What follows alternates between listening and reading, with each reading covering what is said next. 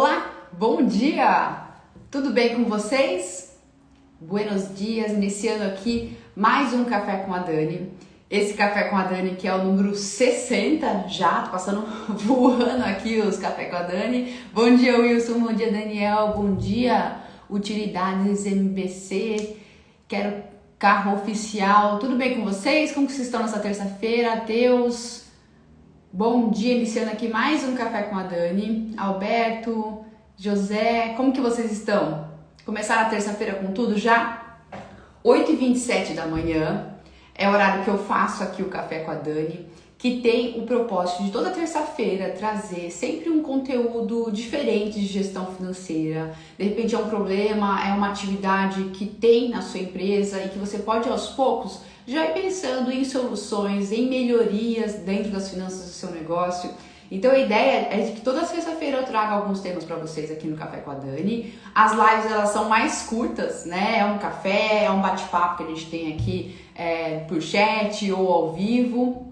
Durar no máximo 30 minutos, 40 minutos, dependendo do tema, mas é para ser uma coisa assim, mais rápida, mais leve, para começar bem amanhã, né? Por que eu coloco 8h27? Exatamente que é um horário que muitas vezes você já tomou café, que você já levou os filhos para a escola, que começou a iniciar as atividades dentro do seu negócio. E uma coisa que eu sempre falo é que é interessante você começar, não tem uma regra, lógico, né? Mas para mim, o que mais funciona, o que eu acho que mais funciona para as empresas também, micro e pequenas empresas, é você iniciar o dia mexendo com as atividades financeiras. Se já dormiu, se está com a cabeça um pouco mais leve, não tem aquela monte de coisa na sua cabeça para mexer com números, então fica uma coisa um pouco mais pesada, mais difícil de lidar, então começar amanhã com as atividades financeiras, fazendo a conciliação bancária daquilo que aconteceu no dia anterior, fazer os registros dentro da planilha de fluxo de caixa ou do sistema. Então, dentro desse contexto, as lives aqui toda terça-feira às 8h27 da manhã é mais para trazer um pouco temas diferentes de gestão financeira para o seu negócio. Bom dia, Rafael, Eduardo, Zé de Carvalho, tudo bem com vocês? Patrícia, Alberto, bom dia. Bom dia. Pessoal, vamos lá. Gente, o mês de março tá passando assim, voando, né? A gente já tá no dia 14 aqui e estamos quase prestes a finalizar o mês de março. E quando o fechamento, né, do mês de março, ele é muito importante em termos financeiros porque é o fechamento do primeiro trimestre. Trimestres, no geral, tem uma importância muito grande na gestão financeira em termos de análise de resultados, né? Então a gente gosta, né? Quem trabalha aí com finanças sabe que a gente gosta de analisar os dados numa visão trimestral. Lógico, tem a visão anual, tem a visão mês a mês, tem a visão diária, mas o bacana da visão trimestral é que você consegue verificar se mudanças, né, que você estabeleceu, metas que você estabeleceu, se elas estão surtindo efeito.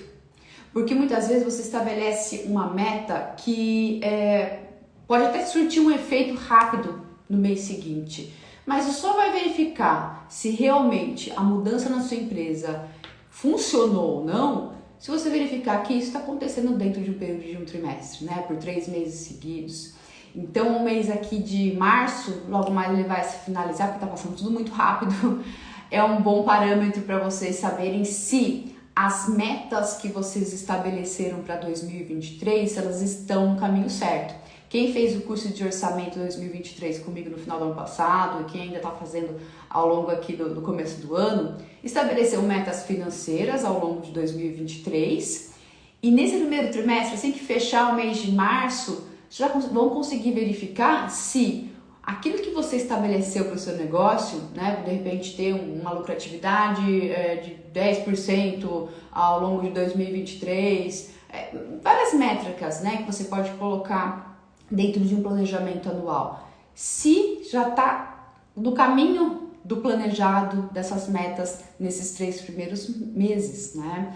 Então, tudo isso funciona quando a gente tem um planejamento. E tem uma pergunta aqui muito interessante que eu trouxe para vocês.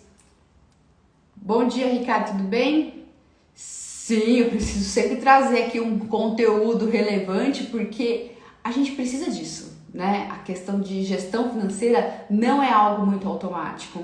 A maioria das pessoas, né, não tiveram esse conteúdo, a vida real também do empreendedor, na verdade ninguém teve, né? Em MBA, em escolas, faculdade, a gente não tem. Eu fiz economia e contabilidade e toda essa parte de administração financeira, a gente só teve aquela parte mais teórica de contabilidade, mas que muitas vezes quando você vai colocar na prática numa visão gerencial é totalmente diferente, né? Então a gente traz aqui, né? Eu trago um conteúdo que é com base na experiência, na prática, vida real, né? E por isso que eu gosto de trazer aqui para vocês.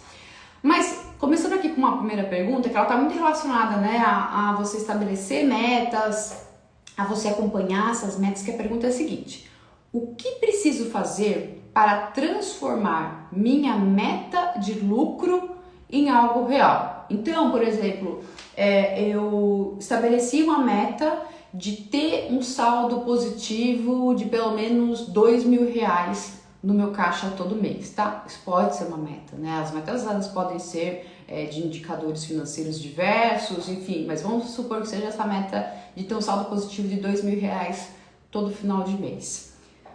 A meta, né, uma coisa que eu sempre falo, eu gosto de falar com meus alunos, é que uma meta sem um plano é apenas um desejo. Então, de nada adianta você, nossa, fazer um monte de meta, final de ano, né? Faz um monte de meta, tá, para 2023 vai ser foda, vou fazer isso, aquilo na minha empresa.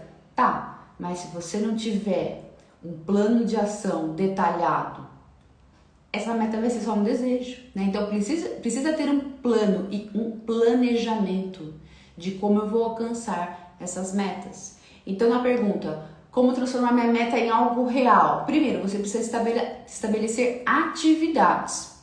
Então se eu quero, por exemplo, pelo menos um saldo de R$ 2.000 no meu caixa todo mês, primeiro, saber hoje, o que acontece hoje na minha empresa, qual que é o saldo atual do fluxo de caixa da minha empresa.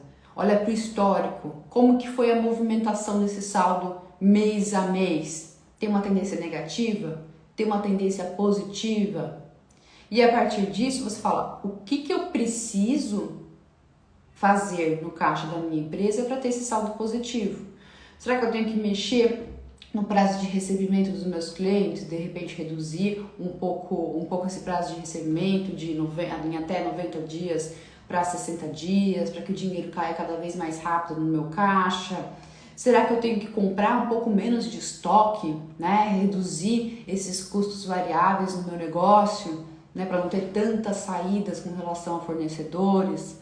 Será que eu tenho que mexer em algumas coisas das minhas despesas fixas, né? Estou tendo muitos gastos desnecessários, estou comprando muita coisa na padaria com o dinheiro da empresa e não estou anotando, muitos gastozinhos que a gente não anota e que no final de um mês dá um valor belo, né? Um valor bem considerável. Então, primeiro você precisa ter esses dados financeiros, saber o que está acontecendo hoje e já visualizar, bom, eu vou fazer um plano de ação com atividades específicas para ter um maior volume de entrada, para ter o menor volume de saída e assim conseguir atingir essa minha meta, que é ter pelo menos R$ 2.000 de saldo no caixa da minha empresa por mês. Então, primeiro visualizar o que está acontecendo hoje na sua empresa, visualizar histórico para isso aí. Por que é muito importante a gente ter um histórico e visualizar esse histórico? Para estabelecer metas reais. Porque se a sua empresa, por exemplo,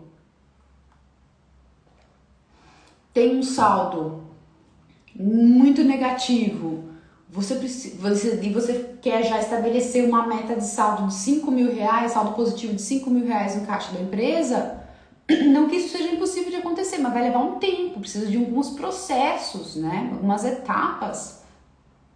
E dependendo, você tem que ser realista o suficiente para estabelecer metas realistas num prazo realista. E olhar para o que já aconteceu para o seu negócio vai te dar uma noção do que é realista ou não. Cada empresa tem uma situação específica. Então, metas realistas.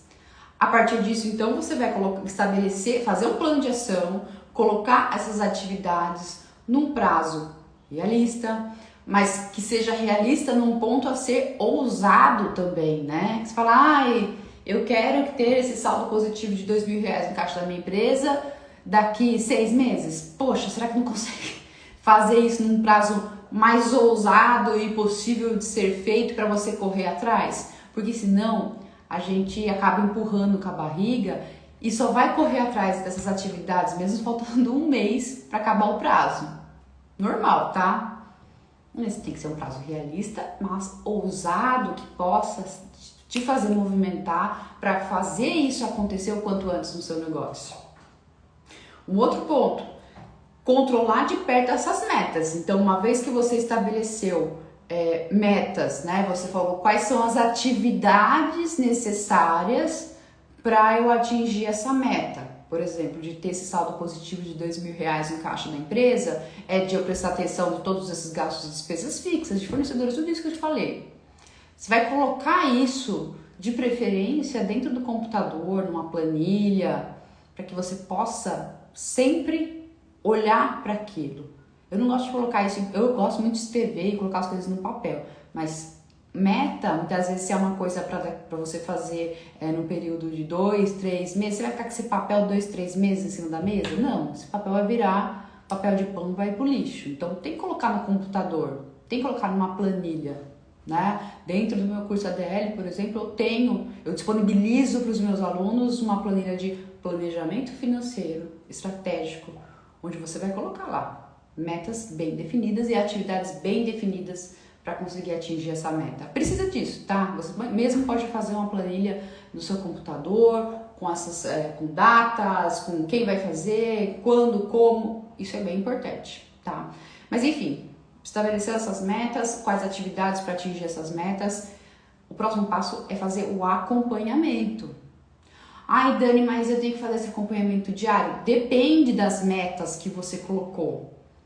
Se forem metas que têm que ser feitas de forma diária, né, pequenas atividades que têm que ser feitas de forma diária, então talvez você tenha que bater o olho uma vez no dia nessas metas, né, pelo menos nos deadlines, ver se está sendo realmente realizadas essas atividades no deadline certo.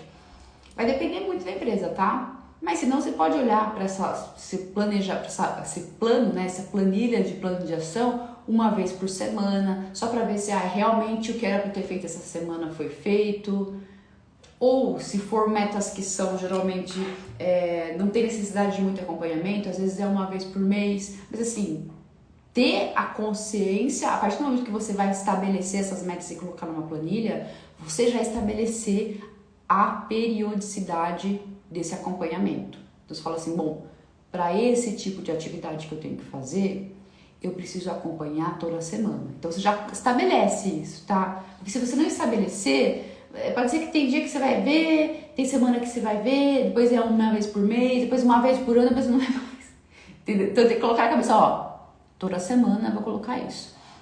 Uma coisa que tá me ajudando muito, tá? Depois eu vou trazer até um vídeo sobre isso, que vocês me perguntam bastante, relação de atividades, de fazer, né, o acompanhamento de atividades no dia a dia para o empreendedor, é ter um planner, tá? Um planner onde você, no caderno mesmo, tá? Eu até mostrei já pra vocês.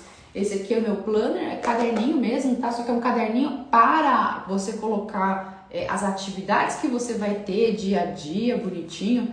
E isso me ajuda muito quando tem atividades, por exemplo, eu vou ver toda semana determinada planilha aqui, eu já coloco aqui. E aí quando começa o dia eu já vejo as atividades que eu anotei pra dar o tiquezinho, né? O alívio é finalizar essa atividade e dar o tiquezinho. Gosto disso, né? Entra na planilha, verifica a atividade e top, verifica o andamento, verifica se tá dentro do caminho daquilo que era para ter sido feito no prazo estabelecido, tá? Então, transformar meta em algo real é acompanhar essas atividades, os prazos estipulados, fazer todas essas atividades, né? Saber também delegar, então quais atividades você vai ter que delegar, para quem. E o muito importante é que essas metas precisam ser realistas, tá? Se não for realista, você vai se frustrar, vai achar que tem algo errado na sua empresa, vai achar que tem algo errado com você. Então eu vejo muitas vezes umas metas, eu quero crescer 15% esse ano, tá? Mas é possível crescer 15%? Não que seja algo impossível, mas com certeza várias atividades vão ter que ser colocadas nesse plano de ação. E você tem mãos para isso? Porque às vezes sozinho você não vai conseguir fazer tudo. O que vai precisar? Às vezes, por isso que é importante ter planejamento anual, quando você coloca algumas metas, algumas atividades, né, dentro da sua empresa. Poxa, para eu crescer 15%, eu vou precisar contratar 1 ou 2 pessoas. Quanto que vai me custar essas 2 pessoas para eu contratar?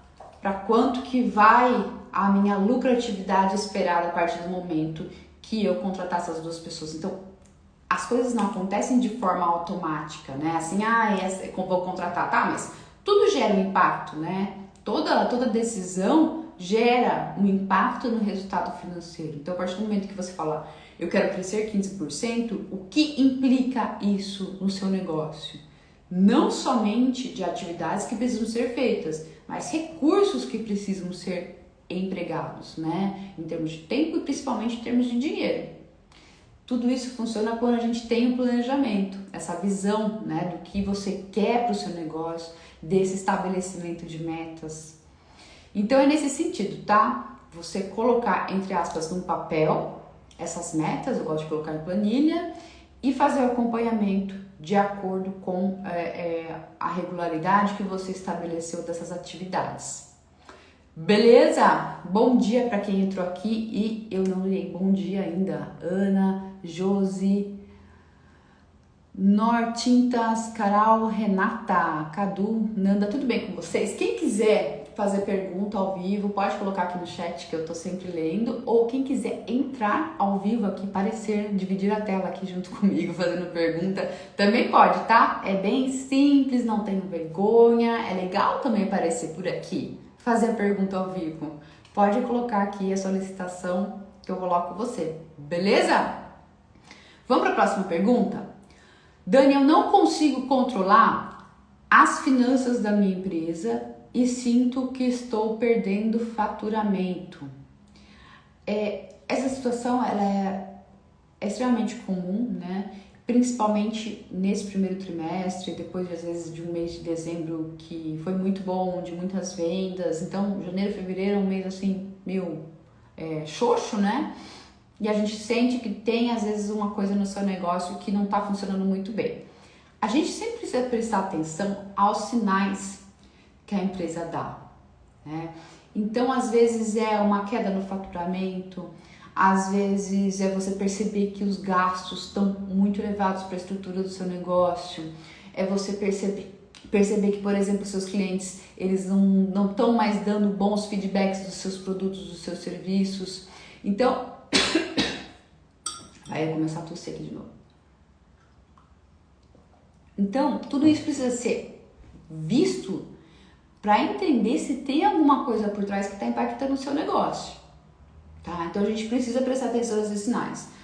Porque o que eu vejo muito nas empresas, tá? Principalmente quando a gente fala que está acontecendo algo no meu negócio, eu vejo que tem algum problema em finanças no meu negócio, mas eu não consigo identificar o que. Isso é comum, tá? Mas o que eu sempre vejo é que muitas vezes etapas dentro da gestão financeira, elas são puladas. E são etapas fundamentais, etapas que precisam ser completadas e constantemente atualizadas, verificadas para que as finanças funcionem, tá? Por exemplo, ter organização financeira, você fazer o registro diário dentro do fluxo de caixa, você ter esse planejamento, né, de projeções de caixa, o que eu vou precisar do meu caixa nas próximas semanas, nos próximos meses. Um planejamento de curto prazo, poxa, como que vai ser o planejamento anual aqui na minha empresa? São etapas fundamentais para você conseguir localizar o que está acontecendo no seu negócio. Então tem muitas empresas, e a maioria, tá? que já quer partir para a solução imediata. Então, poxa, eu tô com uma queda no faturamento, poxa, eu tô sentindo que a minha empresa, eu tô sem dinheiro, né? Meu caixa tá sem dinheiro, eu não tô conseguindo ter dinheiro para pagar nada no caixa da minha empresa. Mas você primeiro você tem organização financeira? Você tem essas contas bancárias separadas para a gente conseguir fazer uma conciliação bancária? Para conseguir fazer o registro diário no fluxo de caixa? Você tem essas primeiras etapas? Porque o que acontece? Às vezes a empresa ela chega numa situação financeira tão ruim que precisa tomar decisões financeiras muito rápidas. Só que quando você vai pegar os números para analisar, poxa, precisa voltar desde o início, dos primórdios. Desde os primórdios, por exemplo. Mas desde o começo. Que é a coisa, né, que é básica, mas que é muito negligenciada, a organização financeira. Então, existe um porquê dessas coisas básicas existirem, fazer esse feijão com arroz. É porque precisa disso para você conseguir visualizar, a gente fala assim, o big picture, né? O grande quadro do que acontece com a sua empresa. Então, você chegar e só visualizar, minha empresa está mal, está com caixa negativo, estou sem dinheiro para pagar as contas. Tá, mas vamos voltar então desde o início e entender o que está acontecendo no seu negócio. E quando essas etapas são puladas, né, geralmente quando a empresa começa a dar muito certo e começa a crescer e cresce sem essa organização financeira, sem essa estrutura financeira, é batata que em algum momento vai dar pau na frente, vai dar problema lá na frente. E você obrigatoriamente vai ter que passar por essas primeiras etapas. Organização financeira, separação de contas, registro diário de fluxo de caixa, tudo isso, tá? E muitas vezes a gente fala assim, eu até estava conversando com um aluno na sexta-feira passada, que ele estava falando sobre o curso ADL, ele já finalizou o curso ADL, ele falou, o curso ADL, ele neste momento, né, vai ter atualizações do curso mais pra frente, mas nesse momento, ele é focado em análise estratégica de fluxo de caixa, como analisar o caixa da sua empresa. E esse aluno falou o seguinte, Dani, é incrível como conhecer o caixa da sua empresa, conhecer a sua estrutura de gastos, me ajudou a ter uma melhor precificação. Por quê? Porque uma vez que você entende o que acontece na sua empresa, as suas necessidades, os seus gastos, você tem insumo, todos os insumos necessários para fazer, por exemplo, uma precificação correta. Você sabe qual é a estrutura da sua empresa, as necessidades da sua empresa. Então, se a precificação estiver muito fora da realidade a partir do momento que você coloca uma precificação adequada a essa estrutura, então, poxa, vou voltar lá para a questão do caixa da empresa. Vou ter que deixar a estrutura mais enxuta, reduzir gastos, para poder ter uma precificação, para ter um preço competitivo. Então, tem que passar pelo básico.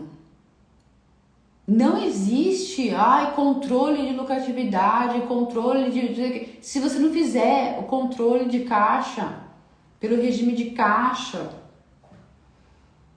isso impacta totalmente, por mais que seja uma visão diferente de regime de competência, de DRE, relatórios diferentes, impacta, tá? Nessa análise gerencial para você conseguir estabelecer números, metas, voltando para a questão que eu falei antes, né? Então tudo isso impacta. Suspeitou desde o princípio, né, Adinaldo? Mas tá em tempo, Adinaldo, de correr atrás dessas questões de fluxo de caixa, de análise. Tem muitos alunos que falam, ai Dani, mas minha empresa já tá ruim, será que adianta eu já fazer o curso ADL, já mexer com os meus dados financeiros? Com certeza, antes tarde do que nunca, tá? Sempre tem tempo para você correr atrás desses números, para organizar a sua empresa. Mesmo que a sua empresa já esteja aberta há anos, que você fala, poxa, não tem organização financeira, sempre dá tempo de você fazer e ajustar isso. Às vezes demora um pouco mais de tempo para você conseguir ter efetivamente essa organização financeira, mas é um processo que totalmente pode ser feito, tá? Fiquem tranquilos, não importa se a empresa já está aberta há anos, não. Dá para ter organização financeira, fazer o registro de forma diária e correr atrás do que precisa correr para fazer o dinheiro no caixa aparecer. Beleza? Vamos para a próxima pergunta então? Finalizar aqui com aquela terceira pergunta? Essa pergunta vale 1 milhão, hein? Como baixar meu estoque? Gente, estoque sempre é um calcanhar de Aquiles pro empreendedor, né? Um calcanhar de Aquiles porque você precisa ter um estoque, que seja estratégico, o que eu chamo de estoque ótimo, né? Você tem uma quantidade ótima, ou produtos que atendam os seus clientes, que seja de um portfólio bacana. Mas muitos empreendedores têm aquela ideia de que estoque abarrotado que é estoque bom, que tem bastante produto, que dá para vender bastante, que tem bastante novidade.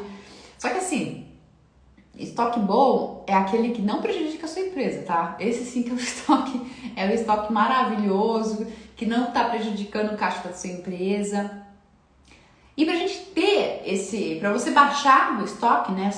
Você fez análise de fluxo de caixa, você fez uma análise dentro do estoque da sua empresa e verificou que você tem um estoque muito alto. Você fala, bom, preciso baixar meu estoque. Primeiro, você tem que ter sempre esse estoque controlado através de uma planilha ou através de um sistema, tá? No caderno é muito difícil. Pense bem, cada vez que você for ter uma entrada ou saída de produto, de mercadoria, fazer esse controle por caderno, gente, não funciona, tá? Vai dar erro. Você não vai bater informação. Precisa ter um sistema, precisa ter uma planilha para essas movimentações de estoque. Então, essa é a primeira coisa, tá? Ter uma ferramenta confiável para você o quê? Poder registrar essas movimentações de entradas e saídas no estoque e assim entender qual que é o giro de estoque na sua empresa. Então, tem produtos ao longo da semana que vendem mais, produtos que vendem menos. Então, o quanto que movimenta, né? O quanto que você vende de determinados produtos dentro de uma semana, dentro de um mês. Então, você vai verificar o que? Esse giro desses produtos. O outro ponto que você precisa olhar. Poxa, o quanto de tempo demora para eu conseguir esses produtos, essas matérias-primas, essas mercadorias com o meu fornecedor? Se eu pedir hoje, chega amanhã? Se eu pedir hoje, chega daqui um mês? Por quê? A partir do momento que você verificou esse giro de estoque, que você utiliza, por exemplo, determinada camiseta, ela tem uma saída de 10 unidades ao longo de uma semana, na média, tá? Se você verificar que seu fornecedor ele demora um mês para entregar o seu pedido, quer dizer que você precisa ter um estoque de 4 semanas para atender essas 10 unidades vendidas por semana, né? Então você precisa ter no mínimo 40 unidades dentro do seu estoque, porque é o período para você vender essas 10 unidades que você verificou que é vendido na média na semana. E como demora um mês para renovar o seu estoque, você precisa ter as 10 unidades pelas 4 semanas seguidas, né? Então 40 unidades na média, tá? E mais do que isso é necessário, talvez algumas poucas unidades para cobrir de repente um eventual aumento de vendas, mas não muito mais do que isso, tá? Esse é o princípio de você ter um estoque ótimo. Você comprar essas quantidades um pouco mais acertadas para não fazer um estoque abarrotado. Ah, mas se eu for comprar produto que é novidade, eu não sei como que vai ser a movimentação. Compre pouca quantidade, exatamente porque você não sabe como vai ser a movimentação. Você vai comprar, é uma novidade, você traz uma quantidade gigantesca de roupas, sem saber se vai vender. Se não vender, vai ficar encalhado lá o dinheiro no estoque. Então, compra uma quantidade pequena até entender se teve uma boa aceitação ou não. E a partir do momento que você compra um estoque mais acertado, faz esse trabalho de estoque ótimo, você vai ver que vai sobrar mais dinheiro em caixa para você aí sim trazer aquelas novidades, que é uma coisa que os lojistas sempre falam para mim, mas Ana, a gente tem que sempre trazer novidade, Então, se você comprar as quantidades de outros produtos que não são tão novidades, mas que tem saída, uma quantidade mais acertada, uma quantidade ótima, vai sobrar dinheiro para sempre trazer um pouco de novidade e ver se tem aceitação ou não pelo seu público. Só que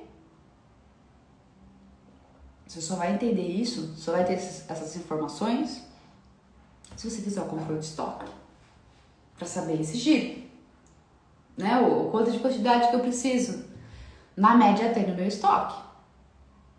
Precisa disso, tá? E aí você verificou que você tem um estoque muito maior do que essa média ótima, esse estoque ótimo que eu te falei.